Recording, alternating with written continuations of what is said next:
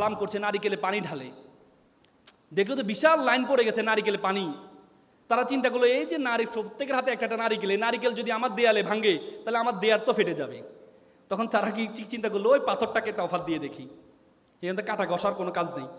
তখন গেল সাদা পাথর, সাহেব আপনার একটা চমৎকার কাজ পেয়েছি। বলে কি কাজ? বলছে আপনাকে কাটবে না, ঘষবে না, মাজবে না, কিচ্ছু করবে না, শুধু নারিকেল ভাঙবে। খুব চমৎকার। 6 মাস? না না, 6 মাসও লাগবে না, এখন থেকে কাজ শুরু আপনার, এখন থেকে আপনার কাজ শুরু, রেডিমেড কাজ। সেও তো ভালো কথা। তো পরে তাকে নেওয়া হয়, প্রত্যেকে সে নারিকেল ভাঙে। আবার জুতোর পিতি খুলে গেলে তার পায়ে উপরে জুতা রাখে, পিতিটা লাগায়, আসতে যাইতে লাথি মারে, পায়ের মধ্যে কোনো কাদা লাগলে তার পাথর দিয়ে তাকে মোছে, আর নারিকেলটা নিয়ে ওই যে মূর্তি, কালো মূর্তির উপর ঢালে। সবাই এসে প্রণাম করছে, সালাম করছে।